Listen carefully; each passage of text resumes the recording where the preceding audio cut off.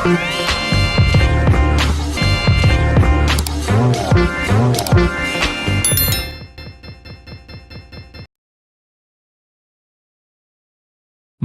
konflik. Kisah Para Rasul 6 ayat 1-7.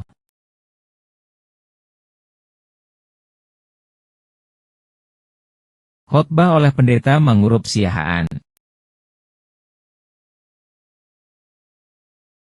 Tetapi saudara-saudara, saya secara pribadi mengamati kehidupan manusia, baik di keluarga besar, keluarga kecil, rumah tangga, pelayanan. Nah, banyak sekali orang-orang yang tidak dewasa ketika menghadapi konflik.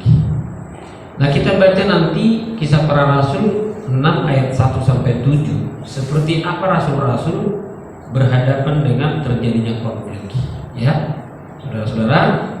Nah, supaya kita dewasa ketika menghadapi konflik. Dan nanti kalau kita dewasa menghadapi konflik dan betul-betul bukan kita yang mengatasi konflik itu, kita serahkan kepada Tuhan dan Tuhan berperkara, dan kita akan melihat buah dari penyelesaian yang indah. Kisah Para Rasul 6 ayat 1-7. Pada masa itu, ketika jumlah murid makin bertambah, timbullah sungut-sungut di antara orang-orang Yahudi yang berbahasa Yunani terhadap orang-orang Ibrani, karena pembagian kepada janda-janda mereka diabaikan dalam pelayanan sehari-hari. Berhubung dengan itu, ke-12 rasul itu memanggil semua murid berkumpul dan berkata, "Kami tidak merasa puas karena kami melalaikan firman Allah untuk melayani meja. Karena itu, saudara-saudara, pilihlah 7 orang dari antaramu yang terkenal baik dan yang penuh roh dan hikmat, supaya kami mengangkat mereka untuk tugas itu. Dan supaya kami sendiri dapat memusatkan pikiran dalam doa dan pelayanan firman." Usul itu diterima baik oleh seluruh jemaat.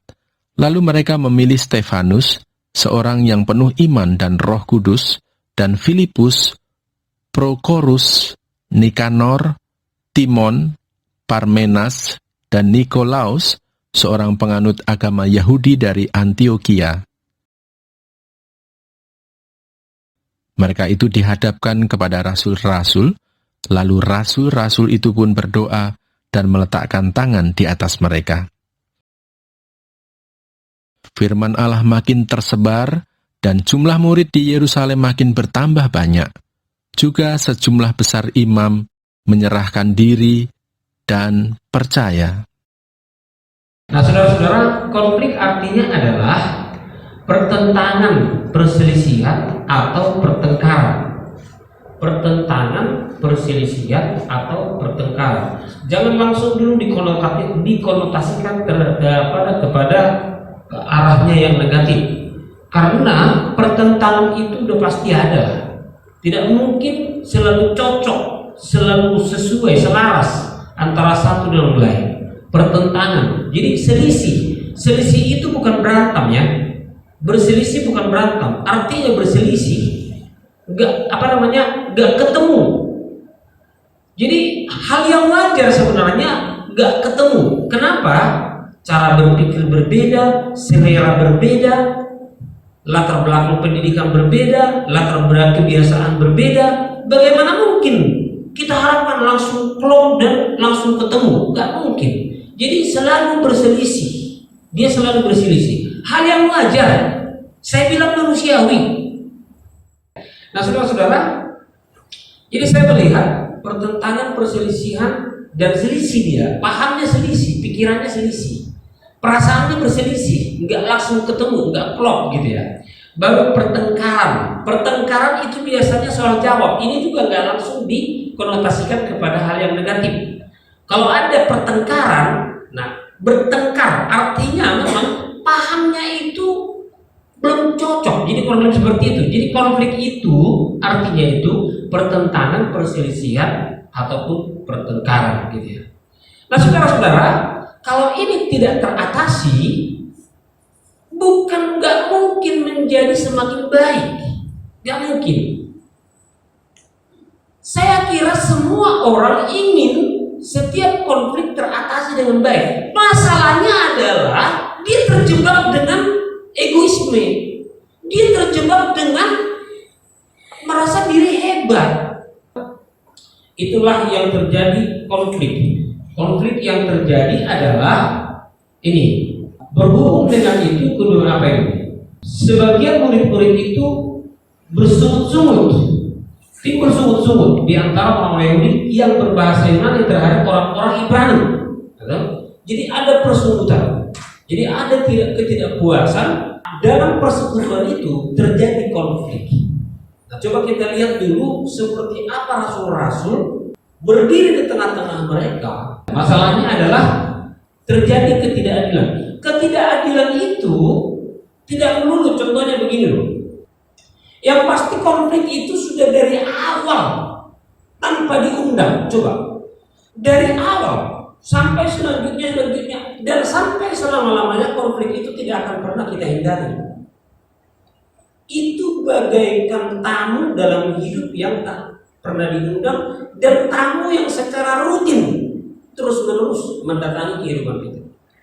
Gak bisa, pasti terjadi. Semakin banyak tanggung jawab dan semakin banyak juga konflik yang dihadapi. Dan kalau kita secara dewasa, betul-betul dewasa menghadapi berbagai konflik, nah kita akan menikmati berkatnya. Luar biasa di berkatnya. Nah saudara-saudara, jadi konflik artinya pertengkaran, perselisihan. Nah, dikatakan di situ pada masa itu ketika jumlah murid makin bertambah, bersungut-sungut. Nah, masalahnya ketika ada yang tidak puas, dia bersungut-sungut, dia akan ngomong ke si A, ngomong ke si B, ngomong ke si C, dan selanjutnya. Nah, kita mau menyelesaikan sungut-sungut pada konflik itu setelah timbul sungut-sungut. Kita mau menyelesaikan, sementara itu virus sudah menyebar kemana-mana. Sehebat apa kita mau menyelesaikan konflik? Kalau ada permasalahan, konflik, dan yang berkonflik kita hadapi, hanya diajak diam 50% sudah selesai konflik. Jangan dijawab-jawab. Jadi kalau ada konseling, ada orang yang dibimbing. Saya contohnya konselornya ya. Nah, apa masalahmu? Oh begini, dia cerita panjang lebar, kita diam. Oh ya, simak baik-baik. Sudah selesai 50%.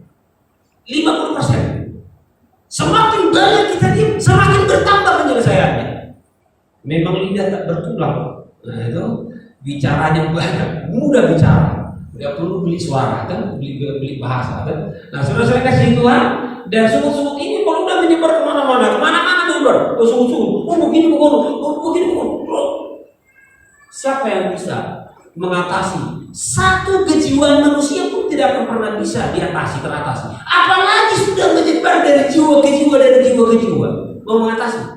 Apa yang dilakukan oleh rasul-rasul pendekatannya? Ada dua langkah yang bijaksana untuk menyelesaikan konflik. Pertama, mengakui kelemahan dan kekurangan.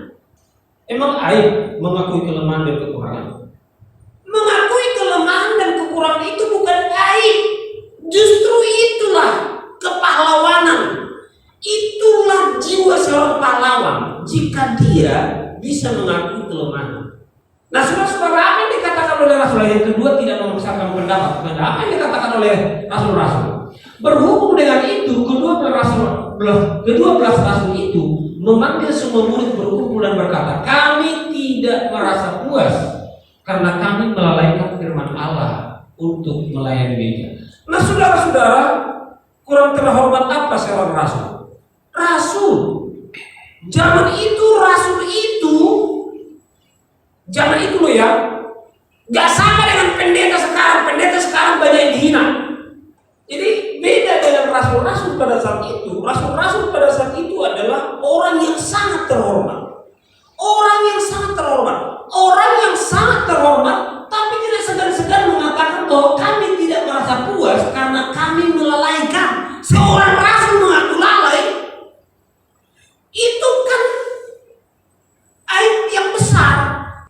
Tetapi para rasul mengakui itu, karena kami melalaikan firman Allah. untuk melayani meja. Ya mungkin karena rasul-rasul pada saat itu udah sibuk merancang penginjilan, pemberitaan untuk memberitakan Yesus kemana-mana ke berbagai penjuru sampai relatif singkat Asia kecil harus terpenuhi. Maka hal-hal yang dianggap bisa dilakukan oleh orang-orang umum, nah udah urusan mereka lah itu, ternyata tidak bisa diabaikan begitu saja. Dan mereka merasa mengabaikan. Akhirnya mereka berdiri dan mereka mengakui kelemahan di hadapan para jemaat, di hadapan semua orang mengakui kelemahan. Apakah wibawa rasulnya pada saat itu menjadi turun? Ternyata enggak. Nah, jadi setiap orang, setiap kita mau mengatasi, menyelesaikan konflik, tetapi pertama-tama tidak mengakui kelemahan. Nah, tidak mengakui kelemahan, saya akan semakin runyam, pasti semakin runyam, pasti semakin runyam. Sekalipun kita tidak serta-merta kalau sudah kita akui kelemahan, lantas orang menjadi puas dan kita bisa belum, enggak juga. Tetapi saudara-saudara, itulah langkah yang paling aman. Langkah pertama yang paling aman kalau terjadi konflik dalam kehidupan kita, di rumah tangga, keluarga besar, keluarga kecil, di persekutuan, di pelayanan, di pekerjaan, dimanapun, tanpa terkecuali. Karena itu pasti ada. Nah, saudara-saudara, untuk mendeteksi kelemahan sendiri aja nggak bersedia, nggak mau, nggak mampu, bagaimana mungkin mengakuinya? Ya kan, bisa kita akui karena kita sadar, kita deteksi diri kita bahwa kita punya banyak kelemahan. Baru dengan mudah kita mengakui itu, aku punya kelemahan ini. Oh, kalau sering kita sebut kelemahan kita kepada diri sendiri, nggak usah ngomong kelemahan kepada orang lain. Halo, saudara-saudaraku, aku punya kelemahan banyak kok. Orang nggak butuh. Yang membutuhkan itu betul-betul kita kenal diri kita sendiri sebagai orang yang memiliki banyak kelemahan. Yang membutuhkan itu ya kita. Ya gitu. Baik berhadapan untuk mengatasi konflik yang terjadi atas diri orang lain, baik konflik atas diri kita sendiri, di rumah tangga kita, di keluarga kita, di pekerjaan, dimanapun. Nah, dan tentunya kalau orang sudah bersedia mendeteksi kelemahannya dan mengakuinya ketika terjadi konflik, mengakuinya, saya pikir gak ada dalilnya orang untuk mencibirkan. Ih, pantasan kelemahannya ternyata begitu. Gak mungkin. Nah, saudara, itu yang pertama yang dilakukan oleh rasul-rasul. Yang kedua, tidak memaksakan kehendak atau pendapat. Tuhan tidak memaksakan kehendaknya kepada kita. Nah itu. Ini banyak orang yang memperkenalkan Tuhan sebagai pribadi yang memaksakan kehendak. Saudara-saudara, emang Tuhan memaksakan kehendak kepada kita? Imamat 19 ayat 2 mencatat, kuduslah kamu sebab aku Tuhan Allahmu adalah kudus. Apakah perintah itu disampaikan oleh Tuhan supaya umatnya bisa menguduskan dirinya? Enggak.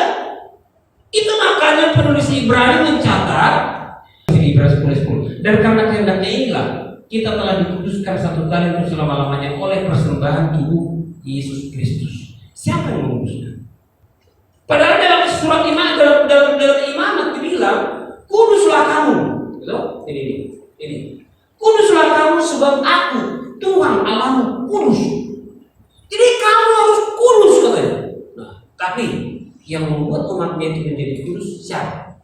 Tuhan. Dan itu yang dilakukan Tuhan di kayu salib supaya umatnya itu betul-betul menjadi umat yang kudus. Jadi saudara-saudara, Tuhan tidak pernah memaksakan kehendak dengan gaya perintah, aturan, hukum segala macam. Enggak.